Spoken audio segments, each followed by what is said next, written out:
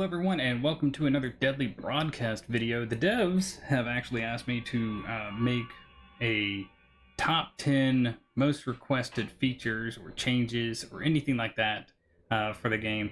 So I went ahead and I tried to poke around the community to see, what big changes and stuff like that, or any kind of change could be done to improve the game as quickly as possible, or just, over a span of time.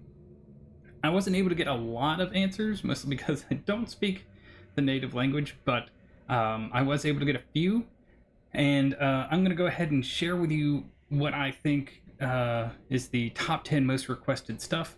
And a lot of this is, coming personally from me, mostly because I couldn't get that many answers, but the answers that I did get are going to be in here, and I'm not going to, differentiate, which answers I got from other people and which are mine. This is just because I also had to order them in least important to most important. So that's how we're going to go. Once I start off with number 10, it's going to be the least important thing that I think that they could, put in, and down to number 1, which is the most important thing that I think they should focus on putting in.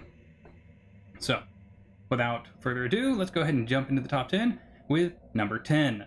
Passive abilities for each streamer based on their lore. Now I'm going to go ahead, because I'm live in the game right now, and I'm going to go into single player real quick.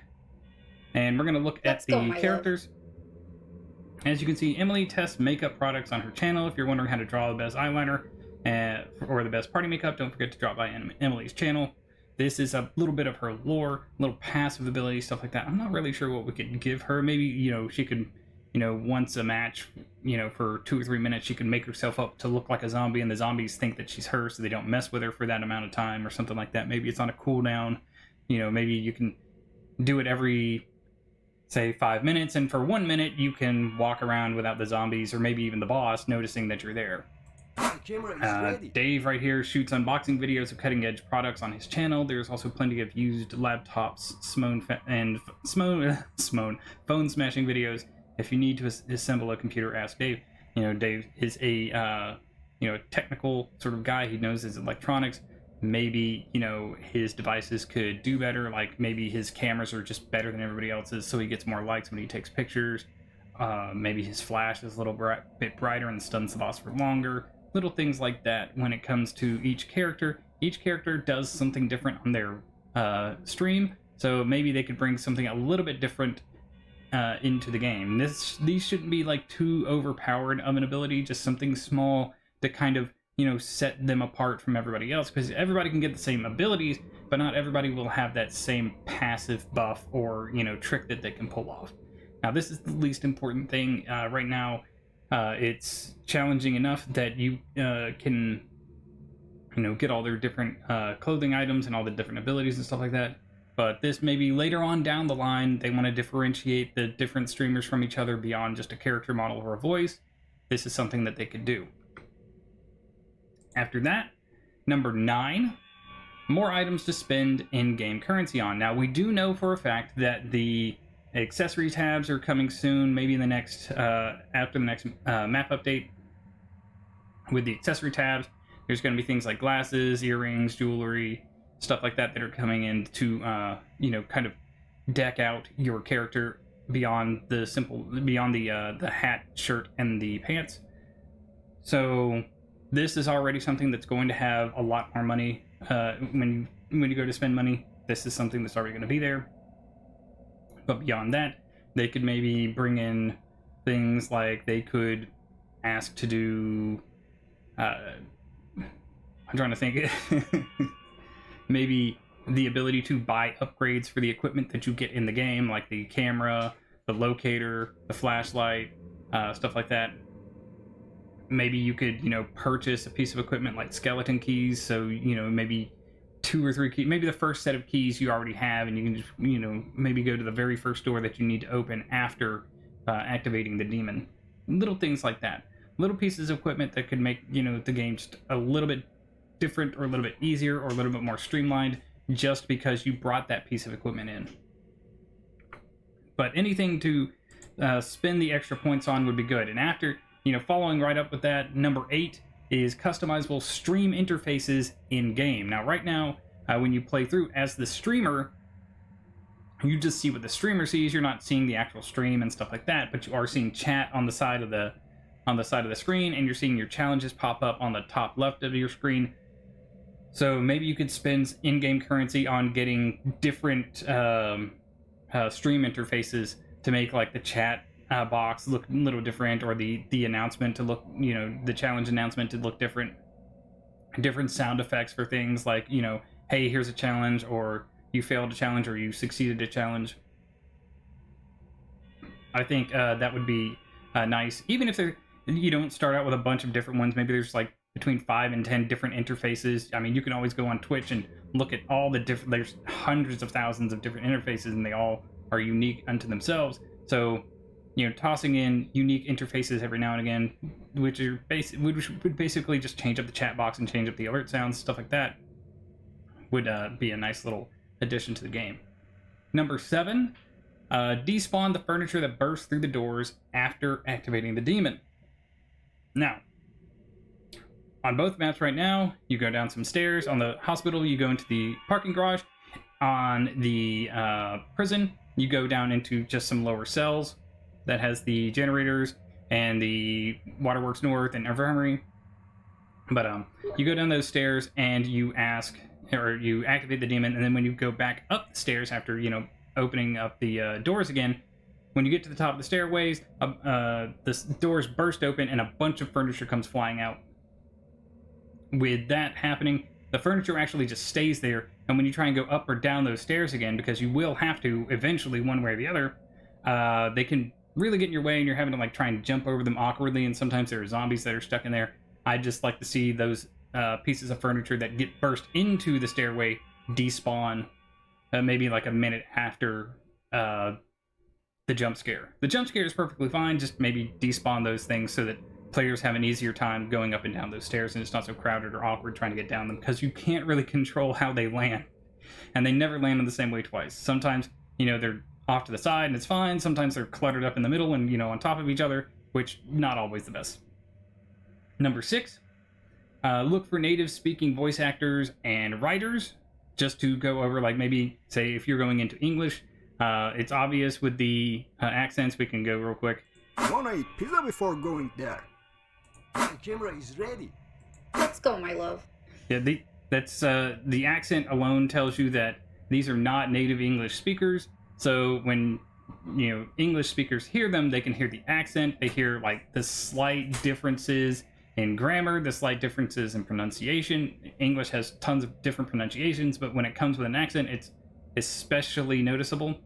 So for different languages, I might suggest finding new voice actors for each of the characters. There's not that many lines, so it shouldn't be that big of a deal. But, you might find people who just enjoy the game that are native speakers, and they would love to put their voice to the game. Or people who enjoy the game that will happily go over the end of the lines real quick that are written in the game and just say, okay, this should be worded like this should be spelled like this, stuff like that. Not a big issue, but it can be noticeable in different languages. The translation may be slightly off or something like that. So native English, or native speakers in general might want to be looked at and said, hey, can you go over this real quick? We want to make sure this is accurate. Number 5, make challenges a bit more obvious. Right now, challenges pop up in the top left of your screen, and they're red block with a gray block. Gray on top of black, which is usually what the background is going to be, is not that obvious. This is where the number 8 customizable stream interfaces would kind of come in. But maybe make the challenges a bit more obvious with a more obvious like ring, alert tone, or just a more obvious, maybe slightly larger or more creative looking alert that will grab your attention from the side. Because sometimes you don't notice them, and you're like, oh, it's been like 10 seconds since this challenge came up, and I'm just now noticing it. So slightly more obvious. Challenge notification would be nice, and an alert and a different alert sound for whether or not you succeed or fail the challenge would also be good. Number 4, make it obvious when a player joins your lobby. Like right now, if I was sitting and hosting a game and I was choosing my character, I wouldn't know if somebody joined my lobby, and I could just come over here and click leave room because I didn't see anyone join the lobby, or okay. Now I will show real quick, if I want to create a game, I'll just do this right here. Let's go, my love. So how it says leave room, US, or OK? It's not that different from anything else. So if somebody joins your room or your lobby or anything like that, it'd be nice to kind of maybe see them in the background, like probably over here or over here and just behind you, just to let something know. And when it says, like player joined, it's very subtle. Again, just like with the challenge notification, maybe make a noise notification when somebody joins and a more obvious player joined. Instead of putting it up right here, put it in the very center, make it very obvious. Maybe like kind of copy the Deadly Broadcast title screen sort of, and then just put player joined lobby or something like that. Little things like that can help a lot because, you don't, sometimes you just don't notice it. It's just too subtle. Number 3, allow inviting friends to your game through the lobby. See, like right now, if I'm in a lobby right now and I want to host, and I actually have one of my friends right now trying to join me playing this game because they don't realize I'm making video. It's okay though. Shout out to Deadly Trouble. There's no way for me to actually invite someone to play the game with me right here. If you look at other games in the genre, there's usually just like an invite friend button or something like that down here. I could click it and it would, pull up my stream friends list or a friends list in game, and I'd be able to click them and invite them.